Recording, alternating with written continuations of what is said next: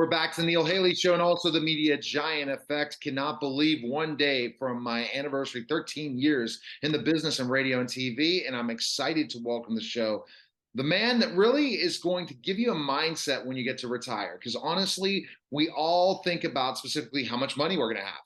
We think about, oh, we're going to spend time with our grandkids or something else, but we don't think about what are we going to spend most of our time doing. And my guest today, Gary Sirak, the author of How to Retire and Not Die, really understands this more than ever, and always love to have him on the show. Gary, thanks for stopping by again. And it's just such an important thing that people just don't think. You have come up with the genius idea that when you work with your clients, you don't just think about the money in their pocket. You think about really how are they planning how they're going to spend that money or how they're going to spend that time, because a lot of times they retire and the sad thing is they die. Yeah, totally. If you're not retiring to something and you're just retiring from something, you have a big, big problem on your hands, and you have all the time in the world to fix it and no time to fix it, if that makes sense, because everybody thinks, oh, I have all the time. And you say, yeah, but it doesn't work that way. You really have to get your grip on this because it's a big deal. And if you don't manage it properly, it really can shorten your life, I believe. Yeah, I completely agree with you. And now we're going to talk about loves, likes, and hates, right? Is that pretty much the way we're taking it? I love my job, I hate my job, I like my job, but now we're going to go, I love my retirement, I like my retirement, I hate my retirement. And kind of have that conversation because you had that on another podcast, right? Oh, absolutely. And I really just had, it's so fascinating when I ask people what they're going to do in retirement. And some of them tell me, and I said, well, wait, let's start with something. I said, what do you love to do? What do you hate to do in life? Tell me what that is first. And boy, everybody has a really long list of stuff they hate to do, Neil. And you know, I have my own personal hates. I hate paying bills every month. It's just a drag to me. And there's doing emails and all the stuff I have to do. And that stuff isn't my favorite thing to do. I have my likes and I have my loves. So anyway, I was talking to a client the other day, and he is retired. And he's fine. And we're talking about what he's doing in his spare time. And he said, well, this is awful. He said, I'm spending 3 hours a week mowing my grass. And I said, okay. He said, I hate mowing my lawn. I said, so let me ask you a really good question. Why are you mowing your lawn? He said, well, I have a lawnmower. I said, okay. I said, well, I have a suggestion. He said, what's that? I said, sell the lawnmower. And he looks at me and says, why would I do that? I said, well, then you wouldn't have to mow your grass. He said, well, then I have to hire someone and pay him to do it. I said, yeah, that's exactly the point. Let's start over. How much do you love cutting the grass? He said, I hate it. I said, okay, I think we have this problem solved.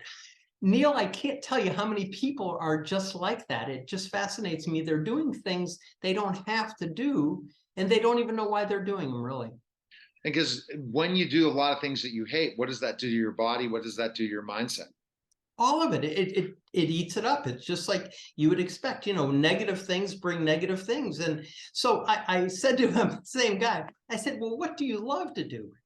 He said, I really like talking to people. And I said, well, how much of that are you doing on your lawnmower? He started laughing.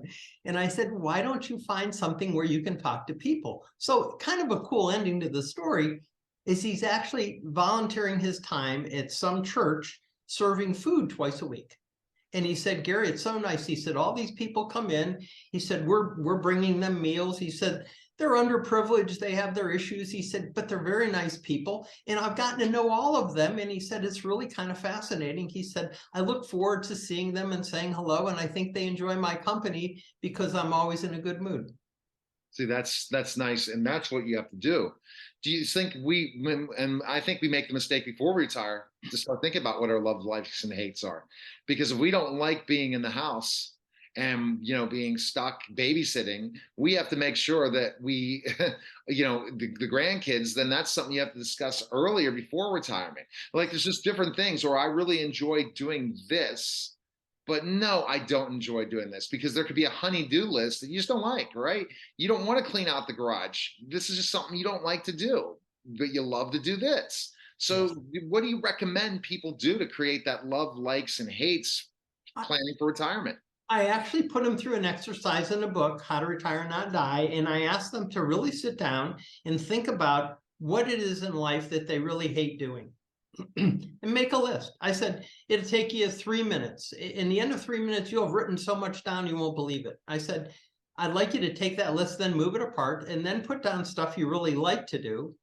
And things that are like, it could be playing golf, it could be going for walks, it could be nature hikes, it could be whatever. It could be picking up sticks in your backyard. I don't really care what it is. And I said, and then do that for 3 minutes. And then the loves. And I said, the loves are what really counts though. I said, tell me what you really love to do. What really makes you happy? What brings you joy? And I just did this with a client the other day, and she said, travel. And I said, well, how much travel do you have booked? She said, well, I haven't booked any. And I said, why not? I said, well, all these things. I said, wait a minute. You just told me you love to travel and you have no travel booked. And she said, yeah. I said, whose fault is that? And she said, mine. I said, well, correct it. I said, how can you not do something? You have plenty of money to do this. And she said, well, I don't have anyone to travel with. And she said, well, I do. I could take. I said, you're good. I said, just set it down. So it's kind of funny, Neil, people just don't do that. And if they do that before they retire, they will find their life will be so much better. I wish they would do it earlier, like when you're choosing a career, to choose the kind of people should say, and they do this, the career tests when they started, you go and take it in college and they say, okay, let's see what your acumen is and what you like and what you dislike, and this will be the perfect fit. When ultimately, it'd be interesting me looking back and saying this, there wasn't a real path for an entrepreneur or business owner. There really wasn't. It was always a career, not something. They looked at risk takers or different people, not, well, guess what? Even if you went to college, you can choose something it's not just a profession, but you become a business owner, you become this. So something to think about, career people out there. Now, I am sure that a lot of people love to work, and you take work away from a retirement, which we talked about in the last time you were on the show. It can be debilitating, can't it? Oh, totally, Neil. And I was with someone yesterday, they work part-time. And he said, I'll never not work part-time, Gary. He said, it's really great. He said two things. He said, one, gets me out of the house, big deal. He said, two, I can do that 3 days a week. And he said, the funny thing is I earn pretty decent money working part-time. He said, it's my screw around money. And he said, it's been great. He said, I'm making $20,000 a year, and that's what we're traveling on and doing dinners and everything. Our entertainment money is 20 grand a year. He said, and it's all from working 3 days a week doing stuff I really love to do.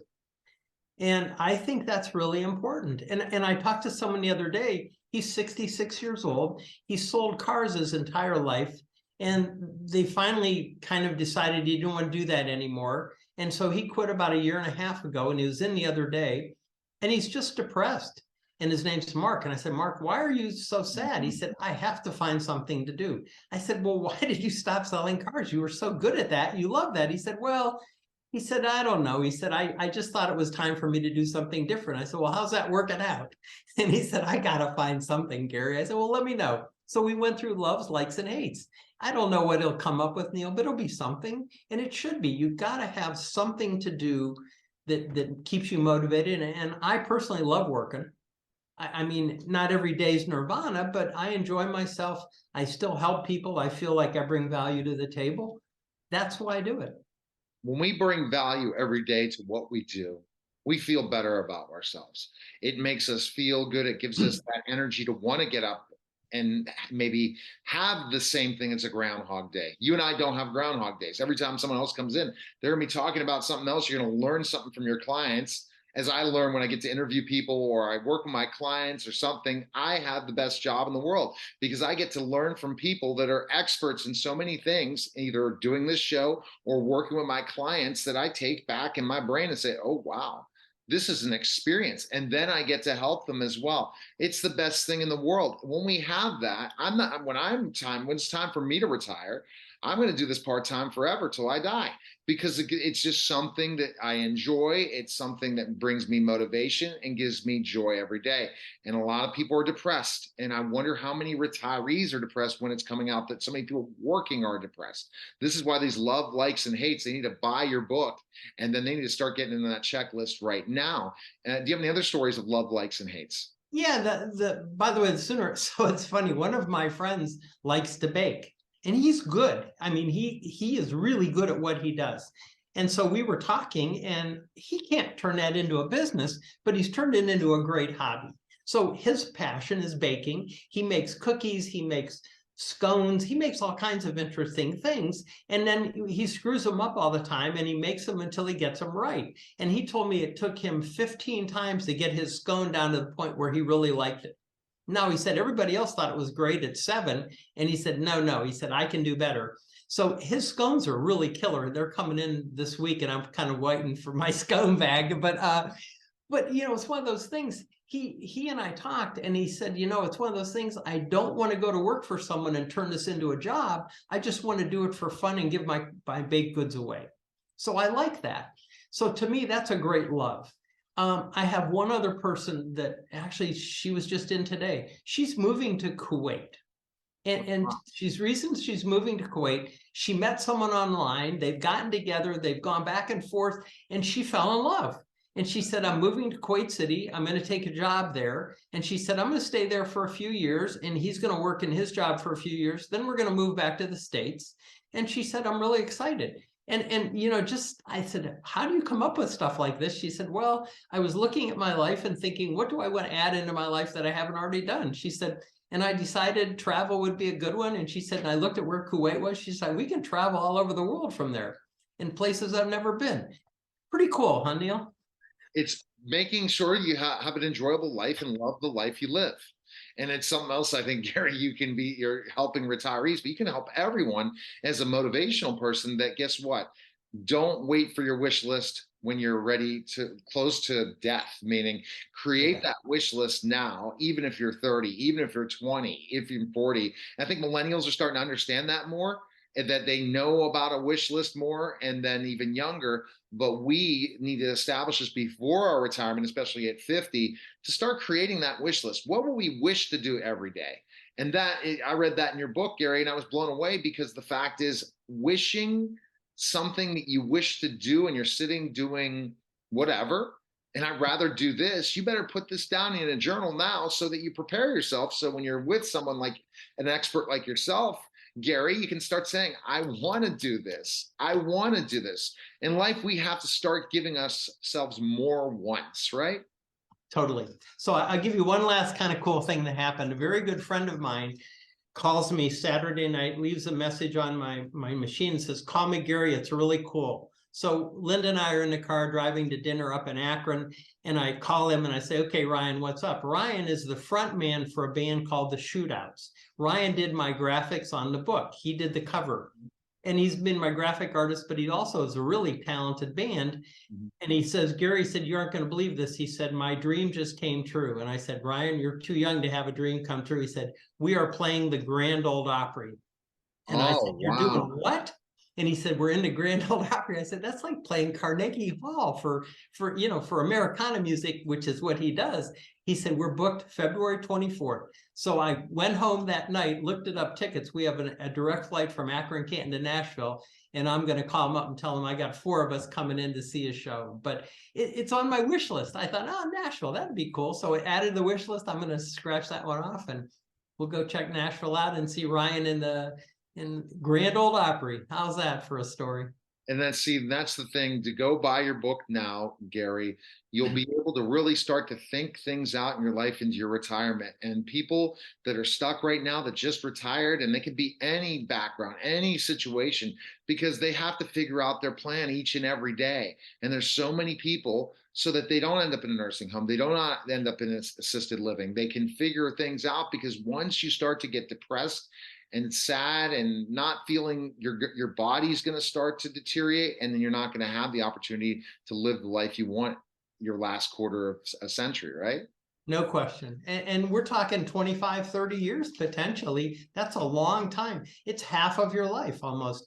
And so you look at, how do I spend the last, if you figure you're 60 years old, you live another 30, that's a big jump. So what do you do for the next 30? And that is really why I wrote the book, Neil, 100%. Because if you figure that out, your chances of living longer are really good. Best place to go. Where can we go, Gary? GarySirak.com. Amazon has it. But I have to tell you, Neil, Australia. I don't know who in the world in Australia knows who I am, but we've been selling books like crazy in Australia. podcasting, amazing event. So it's got to be that, because I certainly haven't made any trips there. But Amazon, GarySirak.com does work. And you never know, social media. Social media is a big thing too, but we appreciate it, Gary, and thanks for stopping by. Always a pleasure, Neil. All right, you're listening and watching The Neil Haley Show, and we'll be back in just a moment.